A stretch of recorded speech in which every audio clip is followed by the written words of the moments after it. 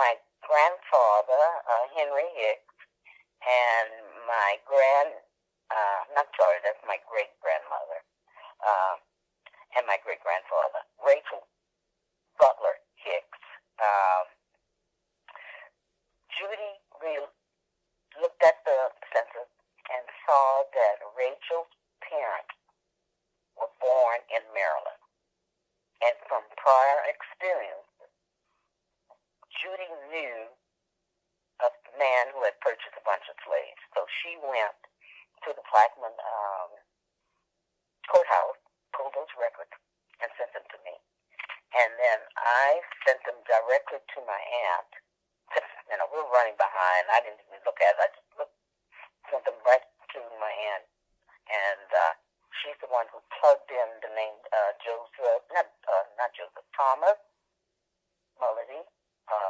Mulledy is how Dr. Joya pronounced it. I guess it's Irish.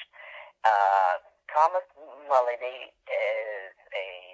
was a priest and a president of Georgetown University at one time, and McSherry is another priest who involved in the sale. And then she found also the Jesuit Plantation Project, which was online since about late 1990 something. And so that's how we found out we had been enslaved by the Jesuits. And this Jesuit Plantation Project had profiles of the slaves. They had the names of the slaves and what ships they were on. And oddly enough, they only used numbers for the ships, 1, 2, and 3. And Juanita was supposed to write the story. Juanita didn't write the story. I wrote the story.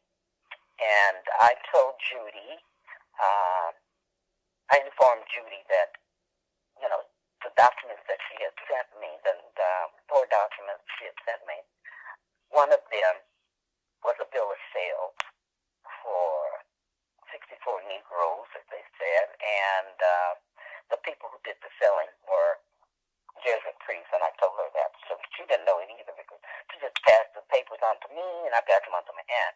But I wrote the story, and I've been writing stories ever since about them.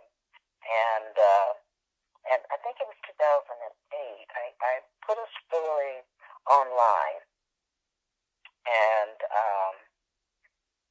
Richard Cellini found the blog. This was around the time when the students were protesting all over. And, all the Ivy League schools, they were protesting and wanted the names changed on the building. That's what the students at Georgetown wanted those slavers' name taken off the building, Mulledy and McSherry, so they took those names off. And, but then, as I said, Bridget discovered my blog, and my blog is the one that this was responsible for worldwide, knowledge of Jesuit slaveholding. And if the blog had not been written, which I just talked to Richard a couple of days ago, the blog had not been written, there was no way they would have known that there were descendants, who were still alive. And so I was the first person that, the first descendant ever identified and located.